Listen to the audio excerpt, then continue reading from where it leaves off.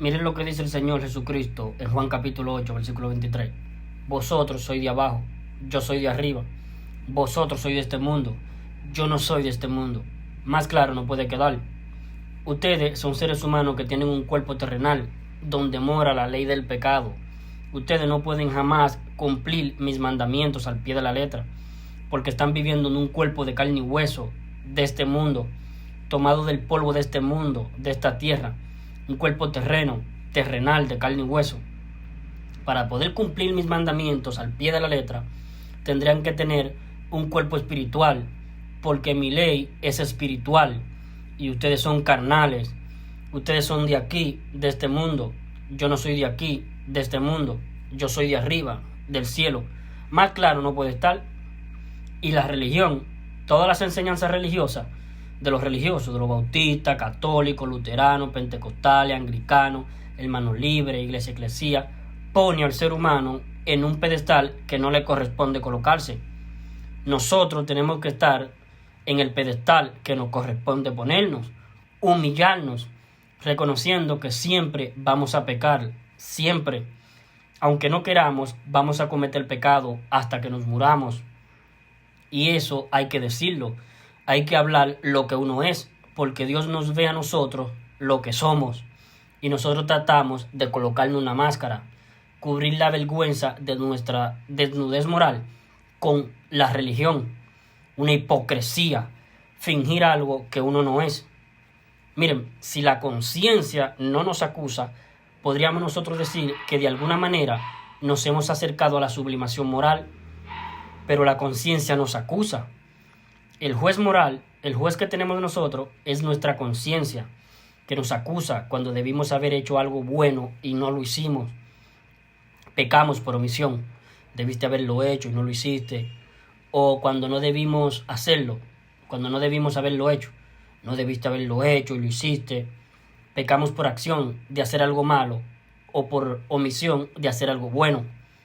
Entonces la conciencia no nos deja dormir tranquilo en la noche, porque le falté el respeto a mi señora, fui malo, disputé con mi hijo, me excedí con tal persona, no debía haberlo hecho, no le di dinero a la persona que me estaba pidiendo dinero en la calle, debiendo haberlo hecho, no llevé a una persona que me estaba haciendo dedo en la carretera, no lo llevé, lo dejé botado, debía haber sido bueno con mi prójimo, amar a mi prójimo como a mí mismo, no lo hice, debía haberlo hecho y no lo hice, no hice o hice algo malo, le falté el respeto a mi papá, fui atrevido con mi mamá, hice algo malo, no debía haberlo hecho. Entonces la conciencia nos acusa. Pero hay gente que tiene la conciencia cauterizada, no le funciona la conciencia. Entonces se cree muy santito. Primero tenemos un acusador de lo que son hermanos en la fe, de lo que somos hermanos en la fe, que es Satanás, el acusador de los hermanos. Pero tenemos un acusador de parte del Señor que nos acusa respecto a los pecados cometidos. Nosotros, lo que somos del Señor, es el Espíritu Santo, nos convence de pecado. El Señor Jesucristo dijo en Juan 16, versículo 8 al 13, dice: cuando venga el Espíritu de verdad, Él convencerá al mundo de pecado, de justicia y de juicio. De pecado por cuanto no creen en mí. O sea, el gran convencedor de pecados es el Espíritu Santo. Y cuando el Espíritu Santo, el Espíritu de Cristo, mora en nosotros, nos convence a nosotros mismos de que somos muy pecadores. Termina convenciéndonos porque da testimonio de nosotros, de que nosotros somos pecadores y de que nosotros somos hijos de Dios. En Romanos 8:16 dice: el Espíritu mismo da testimonio a nuestro espíritu nacido de nuevo, porque estábamos muertos espiritualmente y Dios nos hizo nacer de nuestro espíritu de nuevo. Entonces el Espíritu de Dios entró en nosotros. Entonces el Espíritu mismo da testimonio a nuestro espíritu de que somos hijos de Dios, pero también da testimonio de que somos pecadores. Nos convence el Espíritu de verdad. Cuando venga el Espíritu de verdad, Él convencerá al mundo de pecado, de justicia y de juicio. Siempre la labor del Espíritu Santo es convencer al ser humano de que es pecador. Pero aquel que no tiene al Espíritu Santo morando dentro, ¿se podrá convencer él de lo pecador que es. No, se va a creer bueno, porque no va a estar siendo convencido por el Espíritu Santo, porque no está el Espíritu Santo en él. ¿Quién sí tenía el Espíritu Santo? El apóstol Pablo. Entonces el apóstol Pablo gemía: miserable de mí, ¿quién me librará de este cuerpo de muerte? Yo quiero que el Señor venga pronto en las nubes y a la final trompeta transforme mi cuerpo de la humillación nuestra a un cuerpo semejante a la gloria suya. Eso es lo que anhela una persona en quien ha ocurrido el arrepentimiento, cambiar las creencias que tiene respecto de cómo cree que se encuentra moralmente ante Dios. Nos encontramos moralmente corrompidos. Vamos a pecar, lo queramos o no, hasta que nos muramos. El hombre no quiere verse así. Y ahí está la religión. La religión le ayuda al ser humano a no verse así, desnudo ante Dios. Adán y Eva, cuando pecaron, lo primero que hicieron fue acudir a un árbol de higuera, una higuera, para cortar hojas y hacerse delantares para cubrir la vergüenza de su desnudez. Eso es lo que hace la religión. Uno se arrima a la religión para cubrir la condición en la que se encuentra ante Dios. Cubrirse con cosas artificiales, con trapo de inmundicia. Se cubre con trapo de inmundicia. El evangélico, el pentecostal, el calvinista, se cubre la condición en la que se encuentra ante Dios en lo moral, espiritual y judicial, con trapos de inmundicia, con obras de justicia. Dice Isaías, en Isaías 64:6, si bien todos nosotros somos como suciedad y todas nuestras justicias como trapo de inmundicia.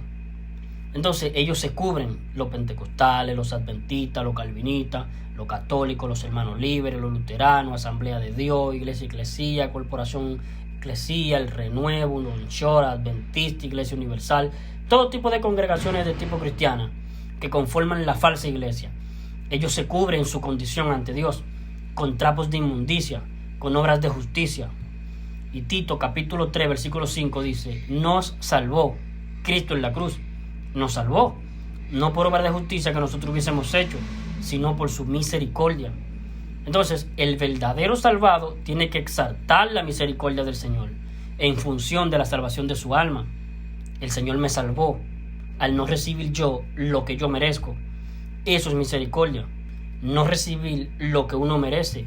Yo merezco el infierno. Mírenme a mí. Yo merezco el infierno.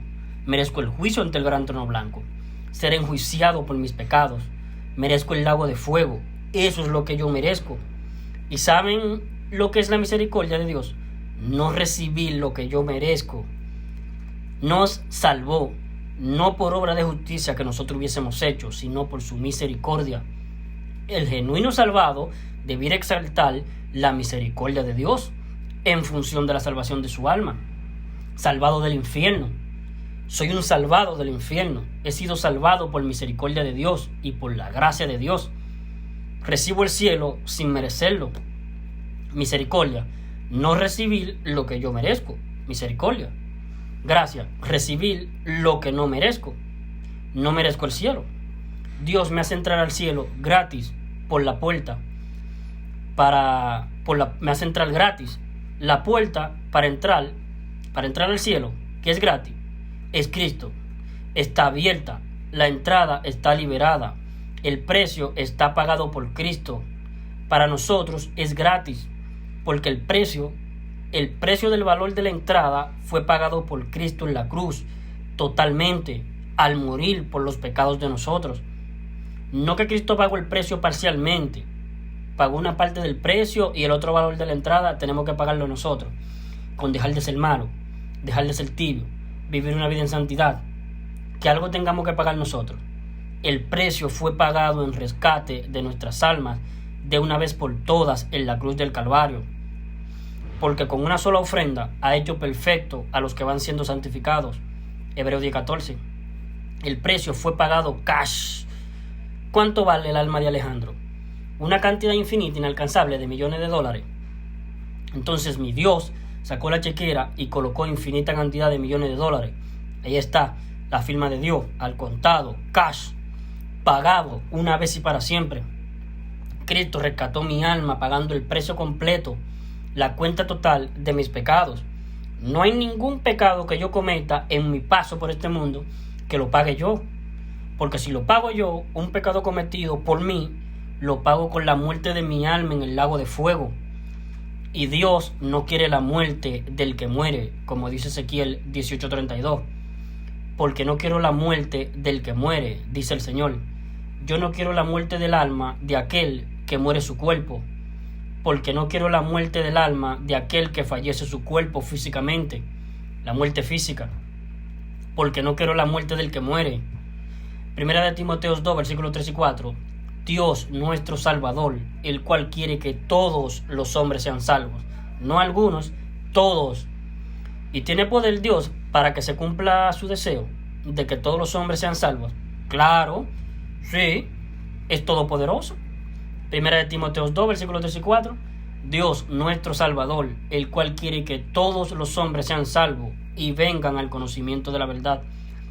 Segunda de Pedro 3:9. Que ninguno perezca, que ningún ser humano se vaya al infierno, que ninguno perezca, sino que todos procedan al arrepentimiento para con Dios, que en todos ocurra el arrepentimiento, que en todos ocurra el cambio de las creencias que ellos tienen. Sus creencias están equivocadas. Ellos creen que ellos pueden llegar a sublimarse moralmente. Pueden ellos llegar a dejar de pecar. Jamás le va a ocurrir. Ellos creen que no están muertos espiritualmente. Y están muertos espiritualmente. Y necesitan que Dios le haga nacer su espíritu de nuevo. Necesitan que Dios, Dios, le haga a ellos nacer de nuevo su espíritu. Ellos piensan que no están con sus almas sentenciadas a la muerte. Porque ellos dicen que cuando alguien muere, ellos vuelan alto. Vuela alto. ¿Quién murió? Vuela alto. ¿Quién murió? Fulano. Se merece el cielo. Vuela alto. Arriba te está esperando tu abuelita, tu mamá, tus tíos. Te están esperando todos. Y todos están volando para abajo. Porque Cristo mismo dijo, entrad por la puerta estrecha. ¿Y por qué motivo hay que entrar por la puerta estrecha? Porque ancha es la puerta y espacioso el camino que va rumbo al infierno, a la perdición. Y muchos, no pocos, muchos son los que están entrando por ella, los que entran por ella, por la puerta ancha que corresponde al camino ancho y espacioso, descendiente rumbo al infierno. Son muchos los que entran por ella, al infierno. Porque estrecha es la puerta y angosto el camino que va a la vida y pocos son los que la hallan. Eso es lo trágico. Podría haber sido más esperanzador que Cristo hubiese dicho, y son pocos los que entran por ella. Pero Cristo se limita a decir que tan solamente los que la hallan, solamente son pocos. Y de esos pocos que logran hallar, ¿cuántos en definitiva lograrán entrar? Y cuando la gente entiende que alguien murió, dicen, vuela alto, partió el descanso eterno. ¿Quién más murió? Fulano de tal, vuela alto. Todos vuelan alto. Y esas personas, nunca, jamás en ellas ha ocurrido el arrepentimiento. Cuando ocurre el arrepentimiento en una persona, es un despertar a una realidad que nunca el ser humano la quiere reconocer, que contrae un profundo dolor, porque ahora entiende que su realidad es que están muertos espiritualmente, moralmente corrompidos, y pesa sobre ellos, sobre sus almas, una sentencia a la muerte. Eso contrae un profundo dolor, un despertar a una situación terrorífica. Por ejemplo, cuando yo me arrepentí, cuando a mí ocurrió el arrepentimiento, yo me llené de terror. Me di cuenta que si moría me iba al infierno, que estaba condenado a la muerte de mi alma. Había despertado a mi realidad, que no la había querido reconocer. Pero gracias a Dios, haber enviado al ingeniero Ulises Astudillo a través de las redes sociales, hablando la Biblia en forma correcta, ocurrió en mí el arrepentimiento. Cambiaron mis creencias que yo tenía respecto de cómo yo creía que yo me encontraba ante Dios. Ahora entendí que me encontraba con mi alma sentenciada al mismo infierno, moralmente corrompido y espiritualmente estaba muerto. Y Dios no es Dios de muertos, sino de vivos. Mateo 22:32. Es por eso que el Señor le dijo al muerto espiritual de Nicodemo, en Juan 3, versículo 1 al 8, Nicodemo, os es necesario nacer de nuevo.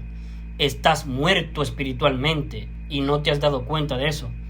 Tienes que cambiar de opinión, tienes que arrepentirte, tienes que cambiar de opinión respecto a la condición en la que te encuentras espiritualmente ante mí. Estás muerto espiritualmente y no quieres pensar así. Tienes que cambiar tus pensamientos, tienes que arrepentirte, cambiar tu modo de pensar respecto a la condición espiritual en la que te encuentras ante mí. Y tienes que cambiar de opinión respecto a la condición moral en la que te encuentras ante mí. Tienes que cambiar tus pensamientos, tus pareceres respecto a la condición judicial en la que te encuentras ante mí. Espiritualmente estás muerto, moralmente estás corrompido y judicialmente te encuentras con tu alma sentenciada a la muerte porque ya pecaste. Entonces Nicodemo no entendió el lenguaje espiritual del Señor. Claro, porque estaba muerto. El muerto espiritual no percibe las cosas que son del Espíritu de Dios. Cristo estaba hablando en lenguaje espiritual, pero Nicodemo estaba muerto. Entonces, el Señor Jesús le dice a Nicodemo: no te maravilles de que te dije, os es necesario nacer de nuevo.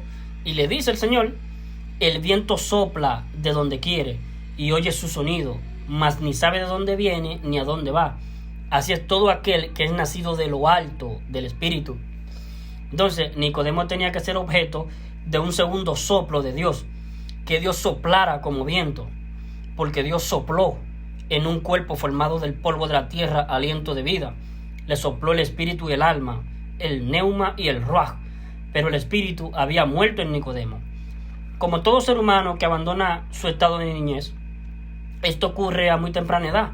Apenas el hombre pierde la inocencia que tenía cuando era niño, ahí queda expuesto, ahí queda en esta condición, expuesto a que al primer pecado que cometa, en esa condición de haber perdido la inocencia que tenía cuando era niño, que la sentencia contra el pecado, que es la muerte, se aplique de inmediato sobre su espíritu y muere el espíritu de inmediato en el ser humano. A partir de muy temprana edad, el ser humano está muerto espiritualmente y necesita pasar de muerte a vida. En términos espirituales, no puede ver espiritualmente, no puede comer la palabra de Dios, disgustarla, dirigirla, digerirla. No la puede digerir bien, no se puede alimentar de la palabra de Dios.